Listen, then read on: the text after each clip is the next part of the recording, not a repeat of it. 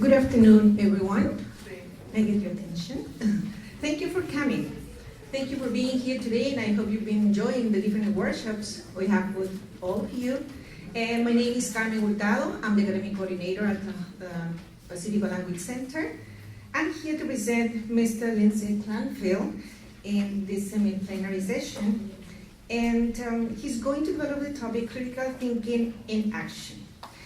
Briefly about Mr. Clandfield.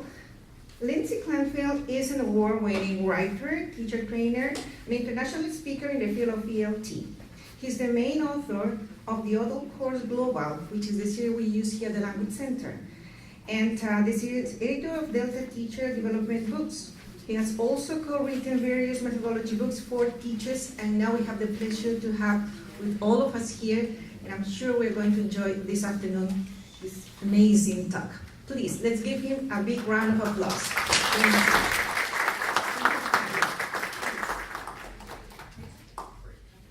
Okay, can you all hear me like this? Fine, I don't need to put the microphone on and everything. Well, thank you very much. Thank you to the Universidad Pacifico for hosting this event and inviting me. Thank you to Macmillan for sponsoring me to come, and thank you to all of you for coming out today to these workshops. My name is Lindsay Clandfield, and I'm a teacher trainer, and writer of materials.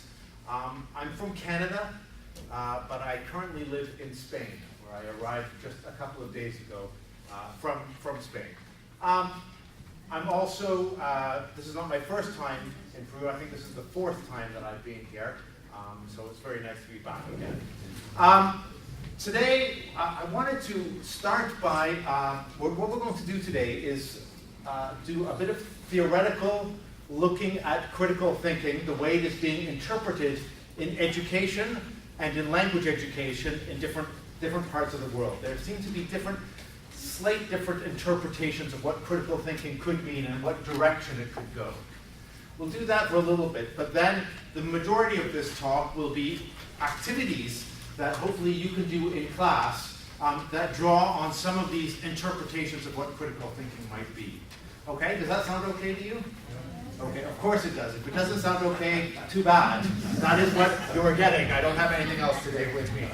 All right, I'd like to start by showing you a picture, okay? So please take a look at this picture. Tell a partner, what do you see? What do you think it is? Where do you think it was taken?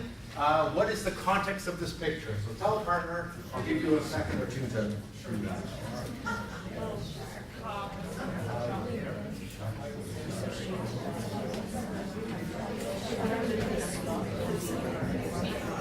Hint, this picture, I found it recently, okay? So this is connected to something relatively recent, in the past 3 or 4 months, connected to something in international news in the past 3 or 4 months. Can you guess?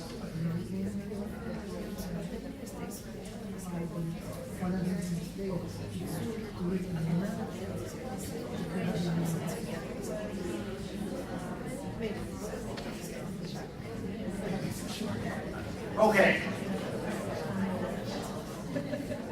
I suppose everyone has identified what the shadow is there, right? A shark?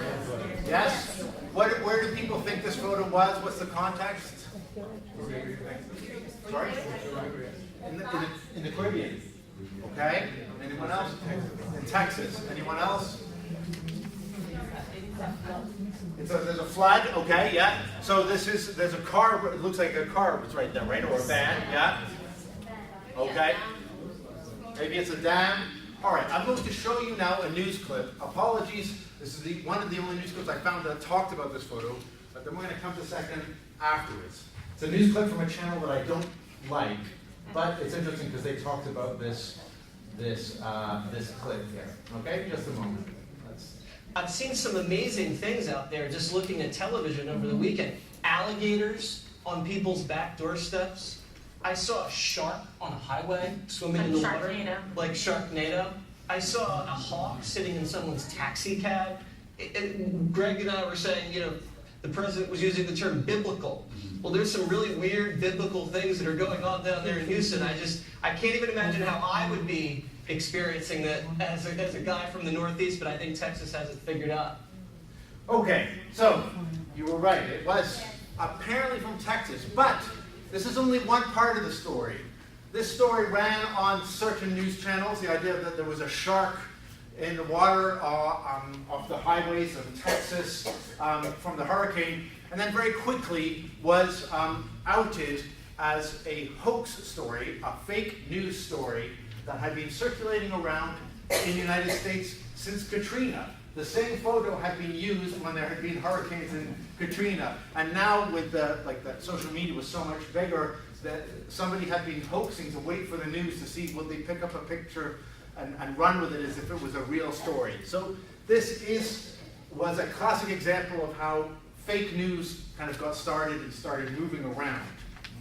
So fake news is one element of what we're going to be talking about today, because fake news has become very popular as a reason for asking for people to think critically more. So fake news, the whole 2016 United States elections, there was a lot of anxiety about fake news. And if we look at Amazon non-fiction education books, we begin to start seeing the rise of books about fake news and worry about fake news. For example, this is one from 2016, end of 2016, an academic one, Fake News and Alternative Facts, Information Literacy in a Post-Truth Era. Here's another one that came out, slightly more colorful language, Post-Truth, How Bullshit Conquered the World. Another one then, How to Become a Human Bullshit Detector. Another one, Weaponized Lies, How to Think Critically in a Post-Truth Era. And then another one, Everybody Lies. Big data, new data, and what the internet can tell us about who we really are. What all of these books had in common, and what was a kind of common meme, if you like, of these books and people talking about this, was that they all at one point or another were calling for critical thinking, and that people needed to think critically more to be aware of fake news and to sort of resist it. So one of the common solutions to the fake news problem that they would all call for was some kind of critical thinking, developing that. So, especially this one here, how to think critically in a post-truth era. I'm a member of IATEFL, the International Association of Language Teachers, English Language Teachers, and I was a member of the Global Issues SIG, the Global Issues Special Interest Group. So in the Global Issues Special Interest Group, and anybody can join IATEFL and become a member of the SIG, we were usually I was in charge of events and some of the publication things.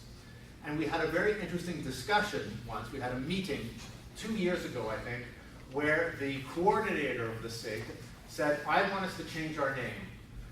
Nobody likes Global Issues SIG name. We're not getting enough people joining our special interest group because global issues, they just don't seem to be interested. Let's change it to something sexier. Let's change it to something that what we're really about, which is critical. Let's become critical, the critical education SIG. Of course, we all then, lots of people started, this is in an email. So then people, what do you think? Please send me your responses. And everyone got in a big fight, okay? Because one person wrote, I think that calling ourselves the critical group, or critical education, or critical ELT, is very negative. It sounds like we're criticizing everything. And I don't want to be part of a group that's just about criticizing. Someone else said, no, I think it's about critical analysis of texts. And it's the kind of idea that we should be looking at how we can critically analyze reading and listening texts, and it's really good for universities. Someone said, isn't it about critical thinking skills? I thought we were going to be about that, critical thinking skills. The person who suggested that we change the name said, no, I think it's still about global issues, but the planet is at a critical stage, and so we can use the word critical to sort of spur people to action. In the end, what do you think happened? We stayed with global issues. Nobody could agree until we just stayed with that thing, as is so often the case. But what was interesting about this discussion we had was there were all these different interpretations of the word critical. And in 2010, I went to a conference in Greece called Critical English Language Teaching. At this point in Greece, there was a serious economic crisis. And so everybody was there was lots of unemployment, people were leaving the country, lots of poverty. and English teachers were having to deal with lots of these things in their classroom. And the person who gave the main speech at that conference said the same thing. Critical can mean different things to different people. She called it a floating signifier. So when she said that, of course, lots of us started looking up on Wikipedia, what's a floating signifier? And a floating signifier, here's an example of the classic one, which is the Rorschach ink blot test. The Rorschach ink blot test, you show that, and different people will see different things. Do you see a bat? Do you see a wolf's face? Do you see blood? Do you see, etc.? Yeah? And so that's a floating signifier. And she said that the word critical is a floating signifier, meaning it can be interpreted in different ways depending who's looking at it and how you are looking at it. So, I'd like to spend the next part of this talk exploring some of the different ways that people have interpreted critical in language teaching, okay? Probably the most common way is looking at the idea of critical thinking as a series of skills that we must teach students as well. So we are familiar with teaching our reading skills and sub-skills, our listening and so on. Critical thinking then becomes part of skills teaching.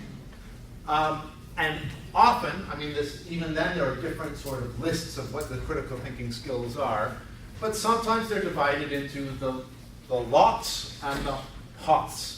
The lower order thinking skills and the higher order. Lower order being mostly about receiving information and reciting it back. It's directly from the teacher to the students. It's about transmitting knowledge and reproducing knowledge. And a lot of that is still quite important, I think, in language teaching. We still have to explain things. They still have to reproduce what they've learned, and they have to understand the meaning of things. But the people who argue for critical thinking skills say that too much of education is only this. There's not enough of anything else. So they say we need to have more higher order thinking, which requires students to manipulate ideas, to experiment with them. This may transform the meaning of things as they grapple with ideas, complex ideas. It's about solving problems. It's about co-construction of knowledge between students and between students and teacher. This means, according to some people, that there will be uncertainty in the classroom environment when you do critical thinking skills, which is why it's so difficult, especially in language teaching, when students maybe expect one answer and the teacher is used to kind of teaching with this one right answer, that saying it could be different things creates uncertainty. And so the people believing in critical thinking skills say it's the responsibility of the teacher to create an environment or an opportunity for those kind of thinking to occur. Okay? I won't go any more in detail. I'm sure you've heard about the critical thinking skills. Bloom's taxonomy is another famous one. Okay, so that was one, and that seems to be a lot of the dominant one. For those of you who teach at a university, you may have come across critical thinking framed as ways of looking at arguments. So this would be analyzing texts, analyzing essays, and then learning to write better essays to make your point understood.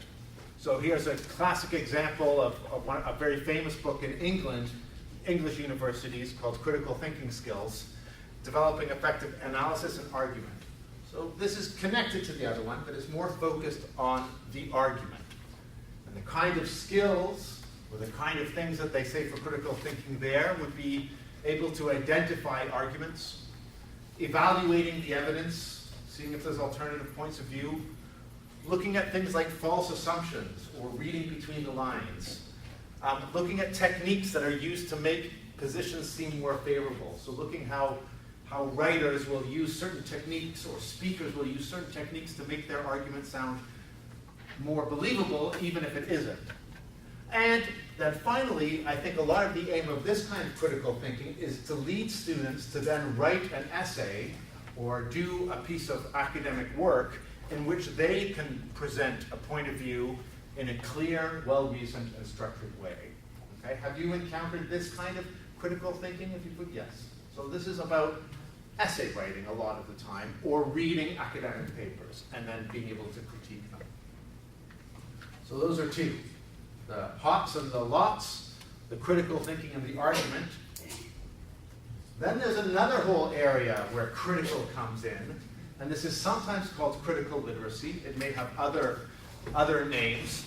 And in critical literacy, the interpretation of critical here is that education is a social and political act. So they bring the political into critical. And therefore, the obligation of a teacher is that you have a responsibility to make the world a better place in a certain way. And so that means encouraging the students to imagine other possibilities and realities, to examine origins of worldviews and implications of what that means, to question what everybody says is true, to question if that is universally true, and to learn about others and about ourselves. So where did I find this? This was from a group of teachers who were working on a critical thinking project in English language teaching in Brazil. And they were trying to articulate what they believed would be critical thinking for teachers in this respect. Okay? And I think probably because they were drawing on some of the theoretical critical philosophy and Brazilian education, the work of Paulo Freire and others. That's critical literacy.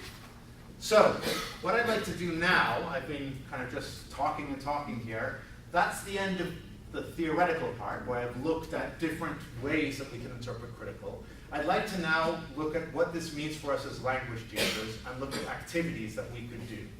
Okay, so now this part of the talk is going to be a workshop-y part. We're going to do different kinds of activities. I'm going to ask you to do some language activities. We're going to look at reading kind of activities, and finally some speaking activities. You won't need to write anything. Nobody needs to come up and present. You don't need to get nervous about that, but you will need to participate a little bit with someone next to you. And we're going to do an activity to start with, which is a very, very simple one. I'll explain after each activity how I think it could relate to critical one way or another. Okay. We're going to, you need to work with a partner for this activity. And I'm giving you 6 words here. Can you read them? Sorry, the font is a bit light here. Arm, foot, fingers, heart, mouth, back. Okay? With your partner, can you write down on one piece of paper, one person write down all 6 words. Just write down the 6 words. And then the other partner doesn't have to at the moment. Just one person out of 2 writes down the 6 words.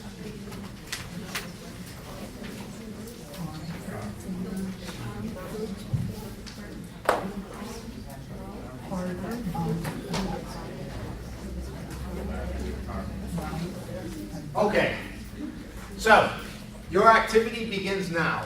I would like you to decide with a partner to eliminate one of those words. It's an odd word out. Decide which word does not belong with the other words. Afterwards, I will accept any word as long as you can give me a good reason why it doesn't belong with the other words. So you have to decide which word does not go and think of a reason. When you've decided, please cross out the word on your list. When you've decided, cross out the word on your list.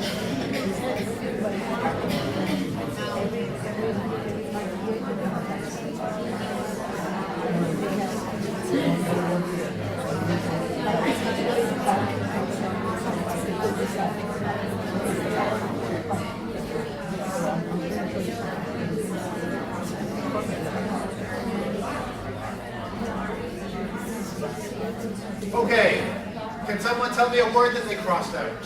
Heart.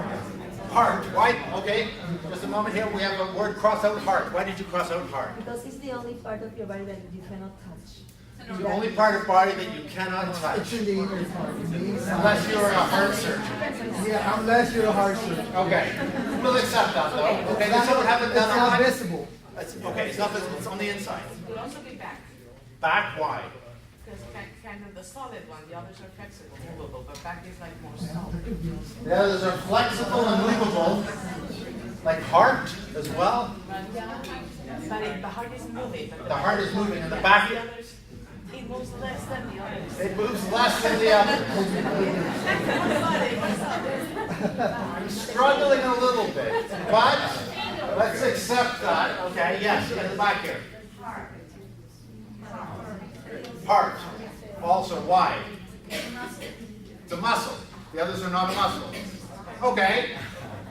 Hard again. Heart again. Everyone's agreeing on heart here. But it's because you can't live without it. You can't live without it. Can you live without a back?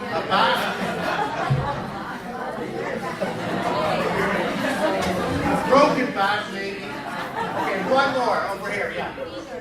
Fingers. Why? Because it's the only one in which we have 10 and the others are singular probably. The only which we have 10. 2 syllables? Okay, I'll go with 2 syllables. I like that better than 10. Strange, that one. 2 syllables. Okay, now wait, the activity's not finished. I'm stopping there. This is what I'm doing with students, by the way. Exactly as I'm doing with you. Okay, now you've crossed out one. Now you're going to repeat the activity with the words left and cross out the next one. Okay? And decide why. So now you have one less word. You have only 5 left. Cross out another one and decide why. Okay?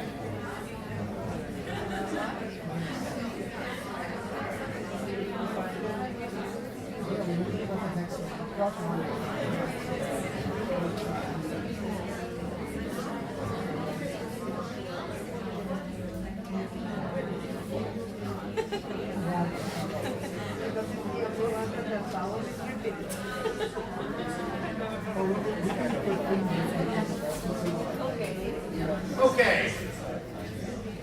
I'm not going to do the feedback. I'm going to pause now and tell you how I do this with students. I'm going to pause now and tell you how I do this with students. Okay. So, the activity continues. So they cross out another one, and then they do another one. So I do a little bit of feedback, they do another one until there's only 2 left. And then to finish, maybe I say, write 3 sentences of the difference between the 2 things. So, very kind of simple language activity. Why is it critical thinking? I think because this is one activity where I'm creating an environment where there's not just one right answer, where there may be different answers, where the teacher doesn't have all the answers and the students just have to get the answers and the teacher gives the reward. So, also it encourages lateral thinking, it's creative as well in a way, but it's more about encouraging a situation where in class sometimes you will have to think and defend your reasoning and not always ask me to give you the right answers. If this activity, by the way, I had put t-shirt in here, it's very obvious what is the odd word out. Or if I put bird or whatever, it's obvious that all of these are body words and one isn't a body word. And then the students kind of enter the game of like, this is like any exercise, there's one right answer. It's called the one right answer syndrome. I just need to find it, and then the teacher's happy, I get a good mark, and fini. Okay? I'm surprised, I have to admit, I did like the 2-syllable one because you're all English teachers. I was surprised no one suggested another odd one out, as all English teachers. Often there's always some English teacher in a group that says foot. Why do you think they say foot? Because it's the only one that has double vowel. Double vowel? No? That's close to something else. Something else. Grammar. Yes, it's an irregular plural. It's the only one that is an irregular plural. Foot, feet. All the others you can add S. Okay, so that's a very simple activity. You can do this with any group of words that are semantically linked, so linked by meaning. Clothes words, animals, body words, I don't know, everyday objects, parts of a house, things like that. I've done this with as low as A2 up to C1 level learners. It's a great little vocabulary warmer activity. Okay, so that's an odd word out. Did you enjoy it? Yeah. Excellent. Okay, good. Let's take this up to another level now and look at how grammar teaching can sometimes lead to critical thinking. The first activity I'd like you to do here is look at this table of words. This is a substitution table, and I'd like you to make 2 or 3 grammatically correct sentences with your partner. You don't have to write them. You can just kind of speak them out, but make sure they are grammatically correct. Okay? Go ahead. I'll give you a moment to do that.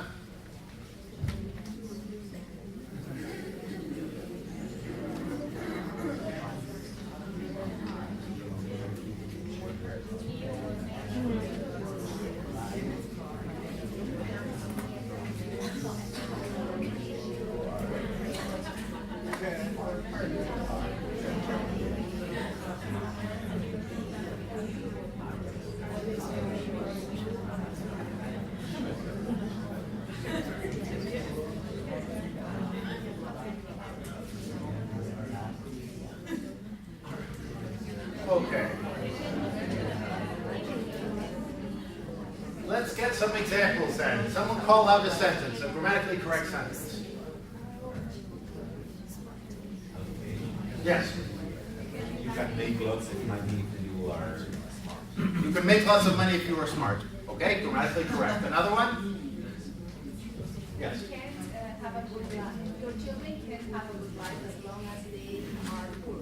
Your children can't have a good life as long as they are poor. Okay? Another one?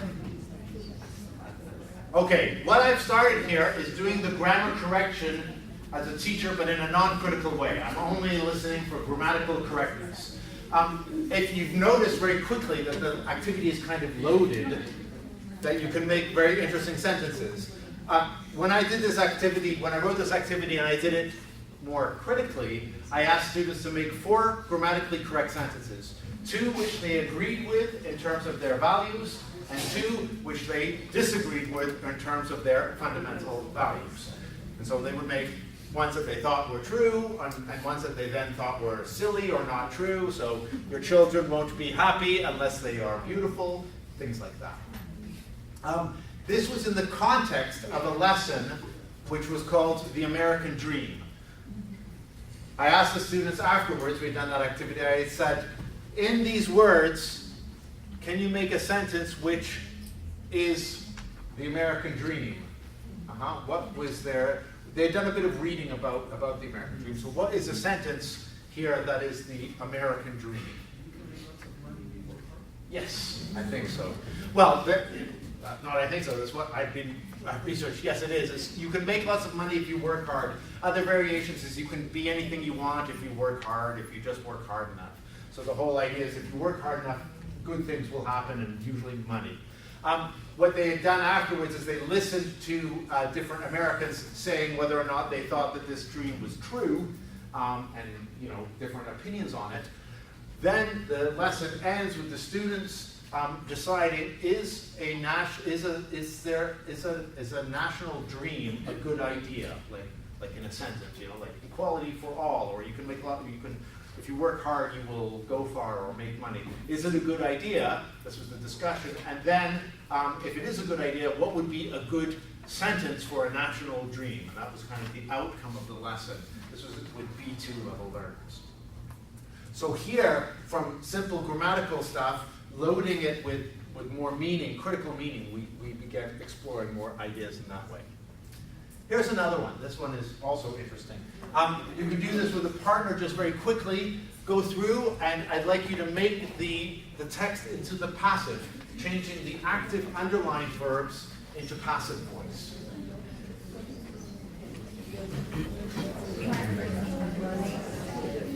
Paraphrasing, no, just switching it to passive. At the moment, paraphrasing, not so much.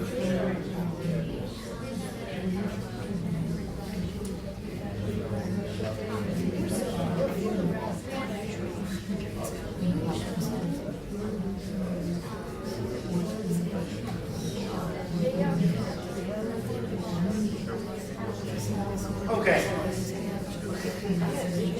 Again, this was with B1. I was doing this with intermediate.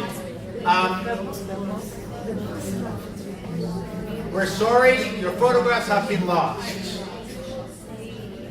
They are usually kept in a box on the table. The other day, the shop was being cleaned. You don't need the somebody anymore. The box was moved. We don't need they anymore. I'm afraid we can't find the photos now. 2 ways of doing this one. You will be sent a new set of photographs, or a new set of photographs will be sent to you. Okay. What has changed between the 2 texts now? So one is an active, one is passive. What is the difference between these texts? Like how does it seem different now? What has happened?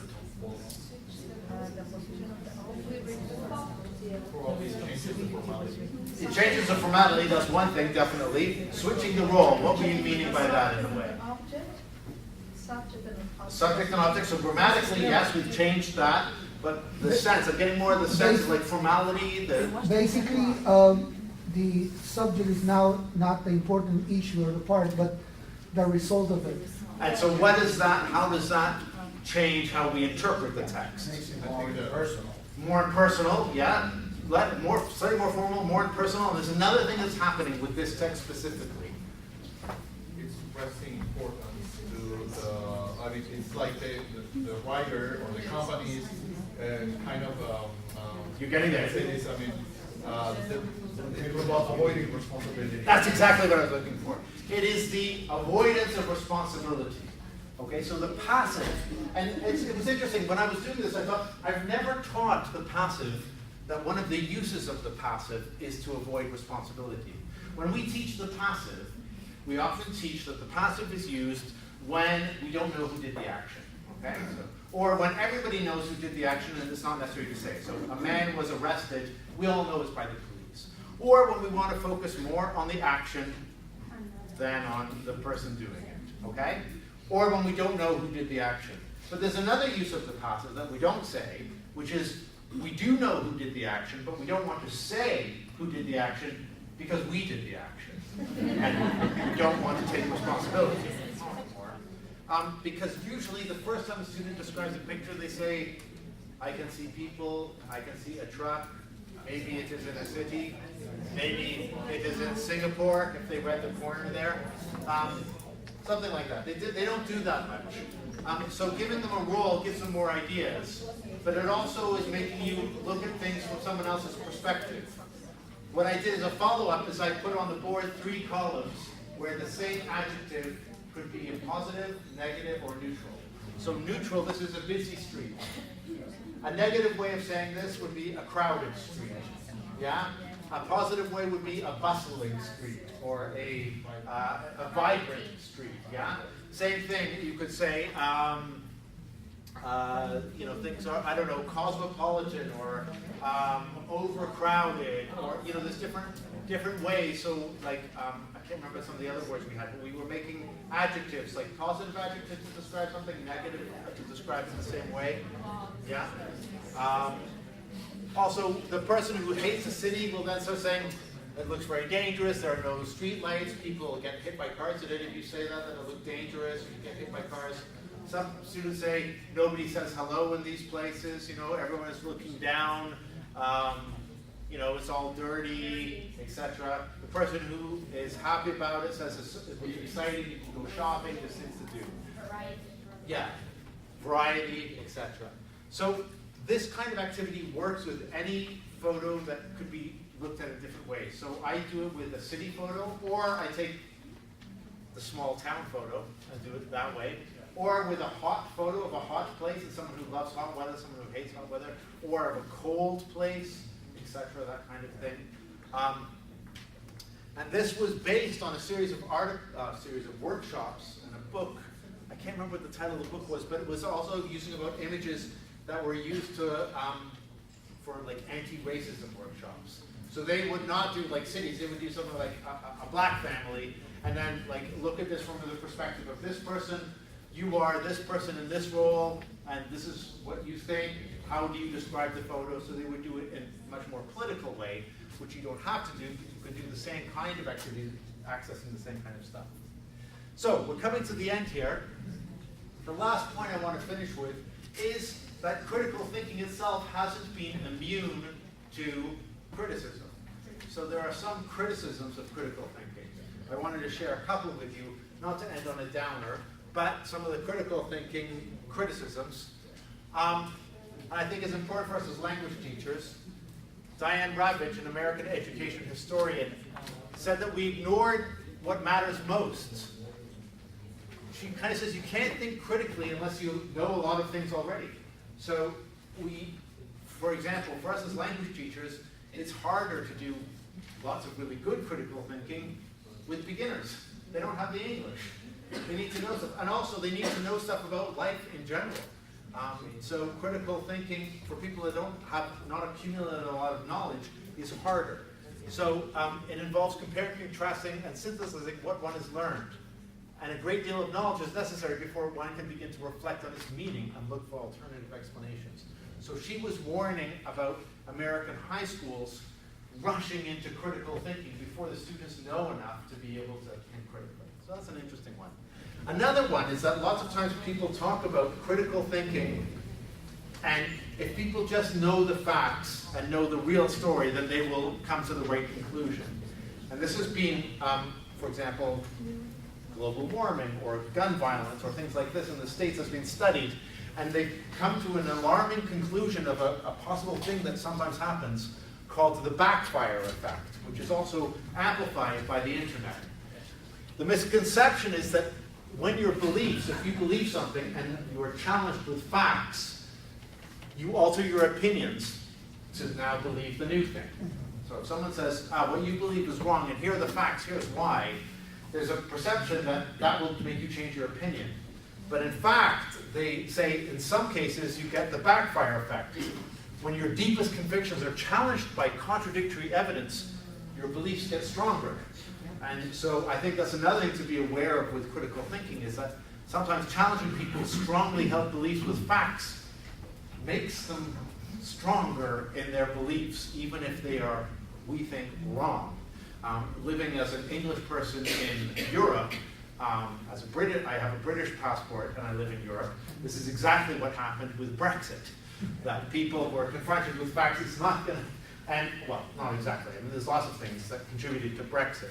But one of the things was this kind of, they were talking a lot about this kind of backfire effect. Same thing in other places where strange things have happened. So that's just something to bear in mind. I still think, though, that these activities can be worthwhile doing. I think that they can be fun. If you don't agree with all the critical thinking, they can be useful for speaking, reading, writing, and whatever. If you like the critical thinking, they're a way in to begin doing that. I hope you found the talk useful. Thank you very much for coming.